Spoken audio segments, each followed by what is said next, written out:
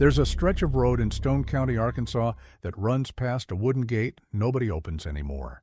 The gate leads to what used to be a burial ground, not the official kind, not the one the county keeps records on.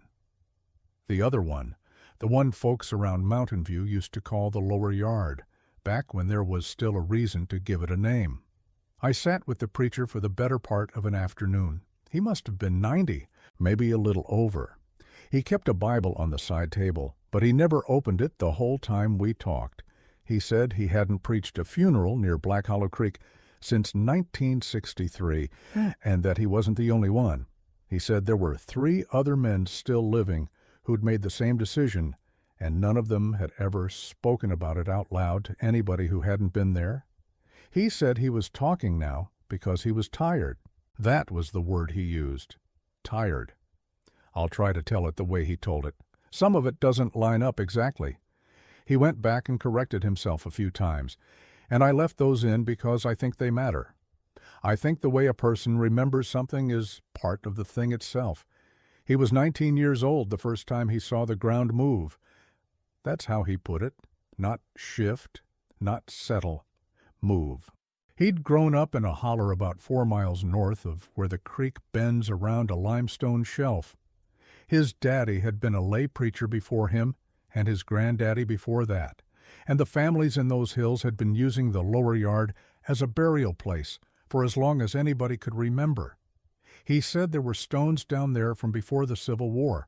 Some of them weren't carved with names, just initials, or sometimes just a date. He said the oldest one he ever found read 1790-something, but the last 2 digits had worn off and he couldn't be sure.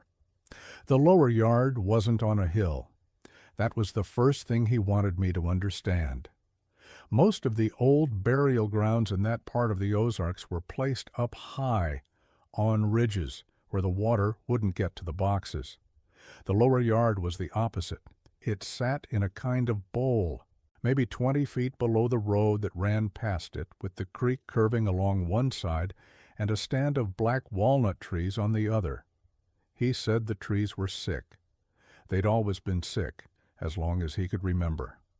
Leaves came in late and dropped early.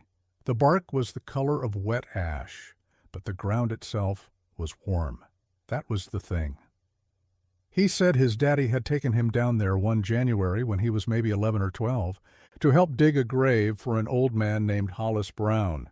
He said he remembered taking his glove off to scratch his neck and putting his bare hand on the dirt at the edge of the hole and feeling that it was warm, not hot, just warm, like the inside of a coat.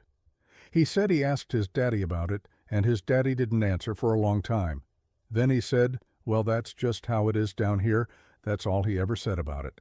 I asked the preacher if he thought it was a hot spring underneath, some kind of geothermal thing. The Ozarks have caves, after all. Hot Springs is right there, a few counties over. He said no. He said he'd thought about that for 60 years, and it wasn't that.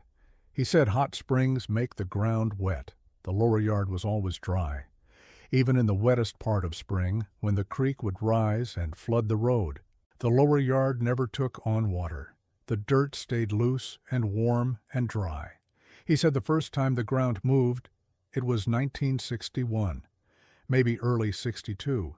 He couldn't quite remember which year, because there had been 2 funerals close together that winter, and he kept getting them mixed up. The one he was thinking of was for a woman named Edna Sutter. She'd been a widow, 60-some years old, and she'd died of pneumonia after a bad winter. The whole community came out for it. They'd buried her on a Tuesday. He remembered that part for certain because his mother had baked a pie that morning, and he'd eaten a piece of it before they walked down to the lower yard. They buried her at about 3 in the afternoon. His daddy did the service. There was snow on the ground, but not much. The dirt they pulled out of the hole was warm enough that it didn't freeze on the pile beside the grave, and he remembered some of the other men commenting on that, the way they always did, saying things like, well, at least she'll be warm down there, the kind of thing people say when they don't know what else to say. 3 days later, his daddy got a knock on the door from Edna's son, a man named Ray. Ray said he'd gone down to the lower yard to put some flowers on his mother's grave, and the grave wasn't there anymore. The preacher said he remembered his daddy not understanding, asking Ray to say it again. Ray said the dirt was gone, not disturbed, not dug up, just gone. There was a hole where the grave had been, and the casket was visible at the bottom of it, and the dirt that had been on top of the casket wasn't anywhere, not piled to the side, not scattered, just gone. His daddy and Ray and 2 other men went down there together, and he went with them because he was 19 and tall enough to help, and because his daddy had started taking him to things like that. He said when they got to the lower yard, he could see the hole from the road. It was just open, like a mouth. The casket at the bottom was still closed, still latched. The men climbed down into it and checked, and the casket hadn't been touched. Edna was still inside. The dirt was just gone. They refilled the grave. They had to bring in fresh dirt from up the road because the dirt that had been there had vanished, and they didn't know where else to get it. They piled it on top, packed it down, said a few more words, and went home. 2 days after that, the grave was open again. Same way, no dirt. Casket exposed. Edna still inside. He said that was when his daddy went and got Pastor Coley, who was older and who'd buried more people in the lower yard than anybody alive. Pastor Coley came down and looked at the hole and didn't say anything for a long time. Then he said, "Well, we'll have to move her." They dug her up and carried her in the casket, the 4 of them, up the road to a small family plot on a ridge about a mile north. They reburied her there. The preacher said he'd never seen his daddy as quiet as he was that day. Not sad, quiet. There's a difference. After that, things settled down for a little while. There were 2 more burials in the lower yard that winter, and neither of them came up. He said he started to think maybe what had happened with Edna was just some freak thing, a sinkhole, a water table issue, something with the soil. He was 19. He wanted to believe things had explanations. Then, in the early spring of 62, or maybe it was 63, he kept going back and forth on this. There was a funeral for a man named Cyril Hatch. Cyril had been a farmer up on Big Flat, and he'd been found dead in his barn one morning. The preacher said there had been some talk about how Cyril died. He used the word talk and let it sit. He didn't elaborate.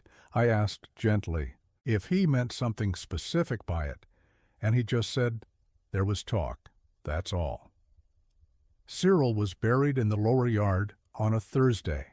The preacher remembered that because Thursday was the day his mother did the wash, and he'd helped her hang sheets that morning before they went down for the service. He said the day was warm, not hot, just warm, the kind of warm where you don't need a coat, but you don't take one off either. Cyril's grave came up on the 2nd day, but this time the casket was open. The preacher stopped for a long time when he got to this part. He looked out the window. He said the latch wasn't broken. He wanted me to write that down. The latch wasn't broken. The lid was just open, like somebody had unlatched it from the inside and pushed it up, only there wasn't any dirt for them to push through, because the dirt was gone again. Cyril was still inside the casket. He hadn't gone anywhere. His hands were folded the way they'd been folded at the service. The preacher said his daddy went down into the hole and looked, and when he came back up, he was the color of buttermilk. He didn't say what he'd seen. He just said they were going to move Cyril up to the ridge, too. It took 6 men to do it, because Cyril had been a large man, and the hole was deeper than Edna's had been. The preacher said while they were digging up the casket to move it, one of the men, a fellow named Ernie Crow, put his hand on the side of the hole and pulled it back fast. He said the dirt down there wasn't just warm, it was hot. Not burn-your-hand hot, but hot like a stove that's been off for an hour, hot from the inside. Ernie Crow asked Pastor Coley what was down there. Pastor Coley said he didn't know.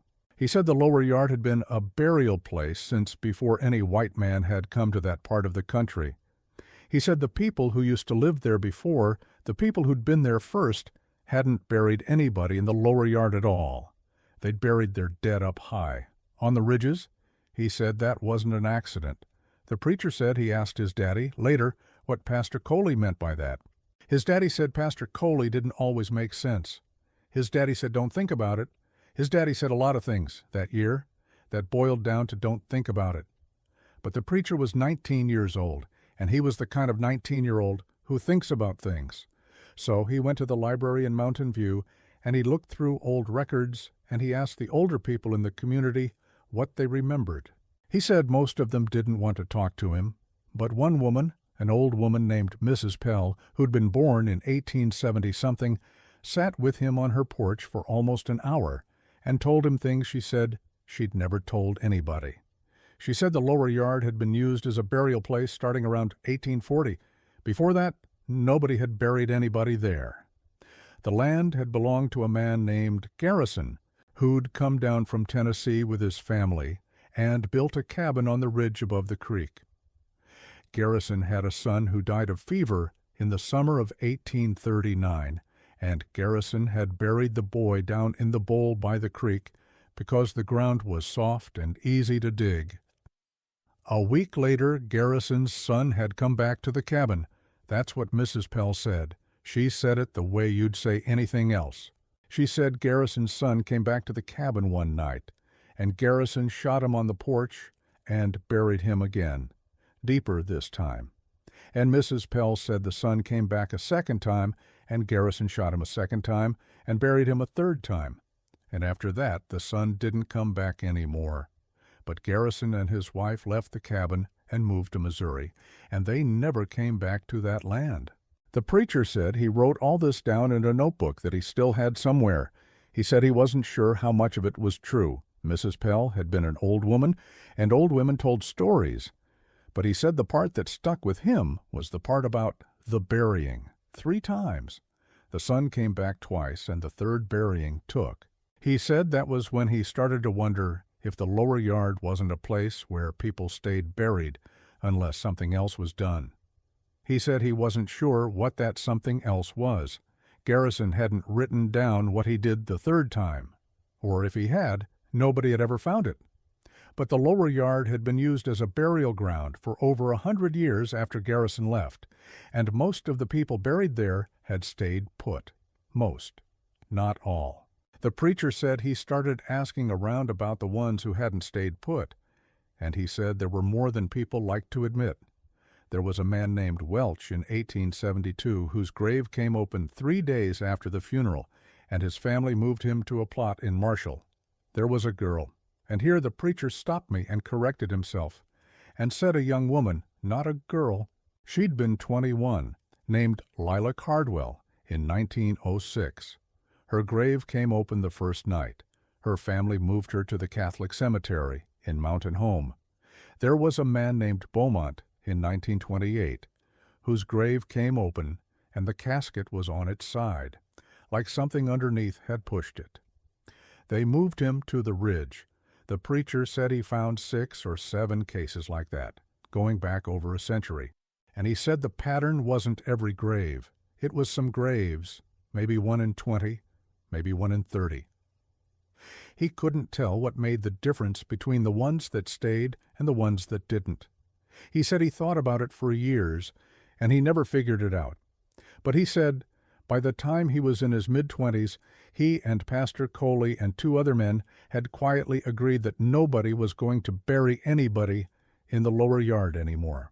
They didn't make a public announcement. They just started telling families when somebody died that the lower yard wasn't a good spot.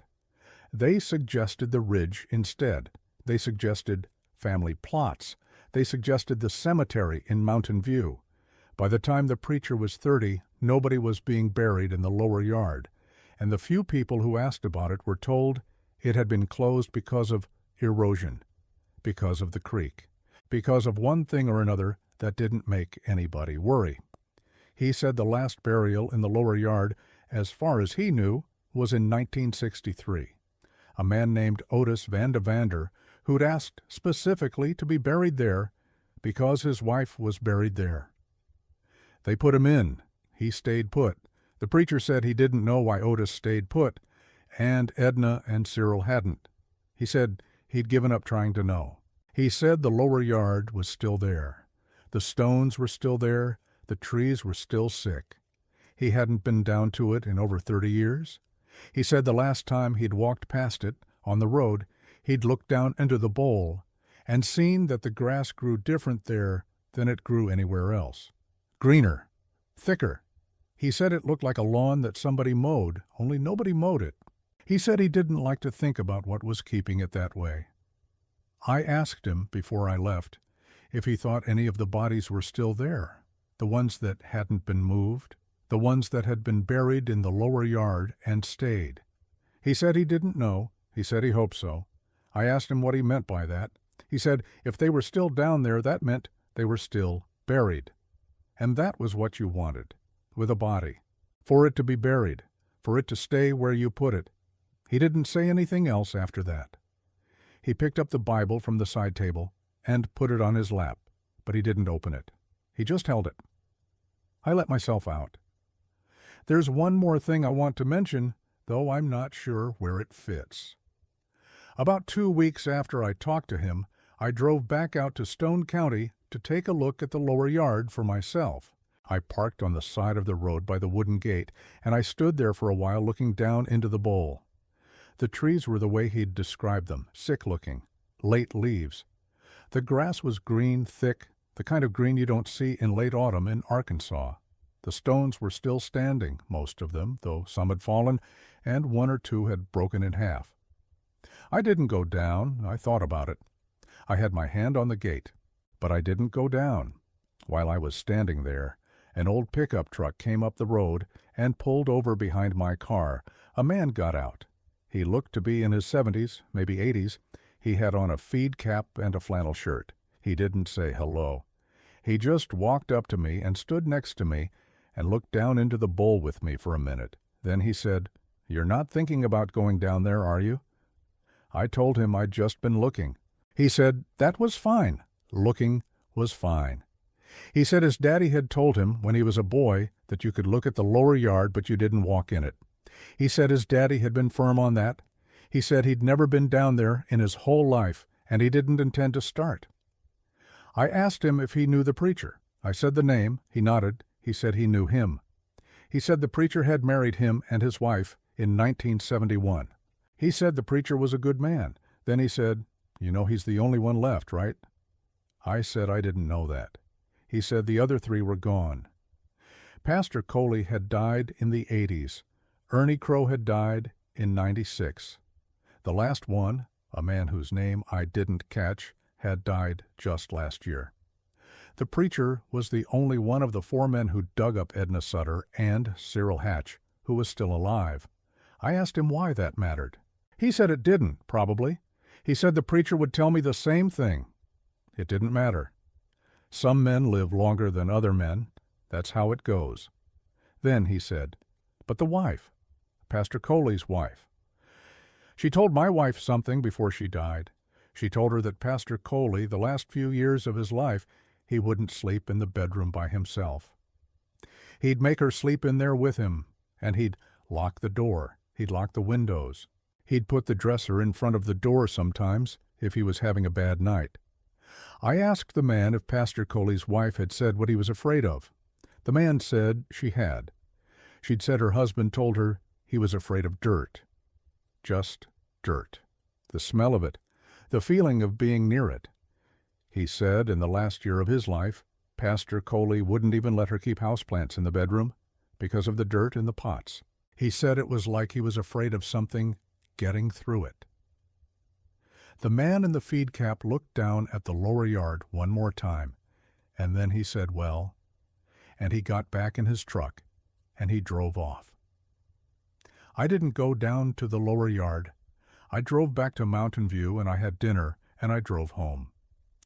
I called the preacher about a month later because there were a few details I wanted to check. The phone rang for a long time. A woman answered. She said she was his daughter. She said her father had passed away 3 weeks before. She asked if I wanted to know about the funeral, and I said yes, and she told me they'd had a small service at the Methodist church, and they'd buried him in the cemetery in Mountain View on the ridge right next to her mother. I asked her if her father had said anything near the end about where he wanted to be buried. She was quiet for a moment. Then she said yes. He'd said it more than once. He'd said he wanted to be on the ridge. He'd been very specific about it. The ridge, he'd said, up high. Don't put me anywhere low. She said he'd asked her, the week before he died, to promise. She said she'd promised. I thanked her, and I hung up. There's a notebook he mentioned, the one he kept when he was 19, with all the names and dates and the things Mrs. Pell told him on her porch. I asked his daughter about it in a follow-up call, and she said she'd looked for it after he died. She said she'd gone through every drawer in his house, every box in the attic, every shelf. She said there were a lot of his papers in those boxes, sermons, letters, tax records going back 50 years, but she never found the notebook. She said she thought maybe he'd burned it near the end. She said he'd been burning a lot of things that last year. She'd come over to visit and find him out behind the house with a metal bin, feeding pages into a small fire. She said he wouldn't tell her what he was burning. He'd just smile at her and ask about the grandchildren and change the subject. She said she hadn't thought much of it at the time. She'd thought he was just cleaning up, getting his affairs in order. People do that when they know they're near the end. She said now she wasn't sure. I don't know what to do with any of this. The preacher gave me the story, and the man in the feed cap gave me the part about Pastor Coley, and the daughter gave me the part about the burning, and none of it adds up to anything you could call a conclusion. The lower yard is still down there. The grass is still green. The bodies that were moved to the ridge are still on the ridge, as far as anyone knows. The bodies that weren't moved are still in the bowl, most of them anyway. I drove past the gate one more time on my way home from talking to the daughter. It was getting dark. I didn't stop. I didn't look down. I kept my eyes on the road. Some stories don't really seem to end.